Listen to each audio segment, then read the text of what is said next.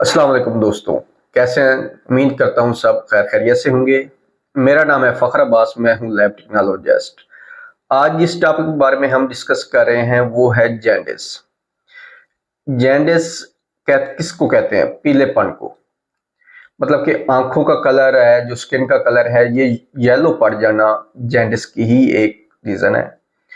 Jaundice होता किस वजह से है? जॉन्डिस जो लीवर एंजाइम्स हैं, जिगर के जो एंजाइम्स हैं, उनके इंक्रीज होने की वजह से ही जॉन्डिस होता है। जैसे बिलीरुबिन है, एएलटी है, एएसटी है, अल्कलाइन फास्फेट है, ये इंक्रीज हो जाए, ये काज करते हैं जॉन्डिस। जॉन्डिस की वजूहात क्या है? जैसे फैटी लीवर है, ये भी एक जॉन्डिस की वजह है। इसमें आपका जो लीवर है वो फैटी हो जाता है। दूसरा हेपेटाइटिस बी, सी और ए।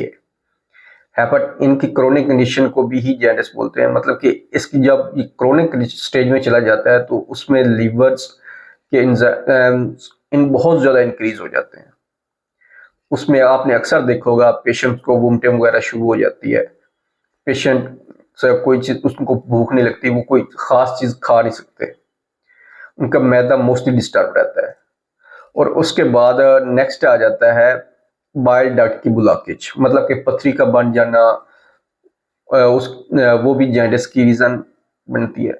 और उसके बाद जो मोस्टली न्यूबॉर्न बच्चे होते हैं उनमें भी जॉन्डिस होता है, जिसको वो कहते हैं कि बच्चा पीला पड़ गया है। और उसके बाद लीवर में इन्फेक्शन भी हो जाए तो वो भी जॉन्डिस की ही काज करता है। तो इनकी वजूहात, इनकी कंट्रोल क्या है? अगर हेपेटाइटिस हो जाए तो वो तो मोस्टली आप डॉक्टर से रिकमेंड, मेडिसिन है रिकमेंड करवाते हैं, डॉक्टर वो ट्रीटमेंट करते हैं हेपेटाइटिस का। उसके साथ अगर डक्ट ब्लॉकेज हो जाए तो उसके लिए अक्सर सर्जरी करवानी पड़ती है।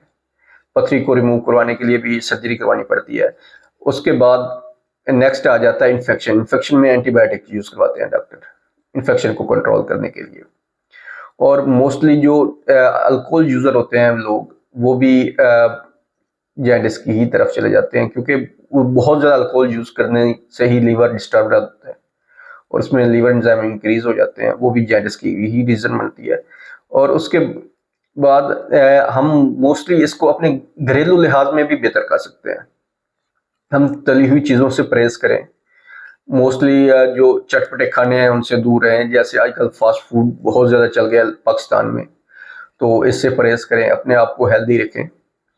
और इसके साथ साथ आप साफ पानी इस्तेमाल करें। आज तक आपको पता है कि जो मोस्टली शहरों का पानी है वो काफ़ी गंदा हो गया है। जो पानी एक नॉर्मल सतह पे पानी पहले था, वहाँ पे तो पानी आपने देखा होगा कि वो पानी तो पीने के काबिल नहीं है।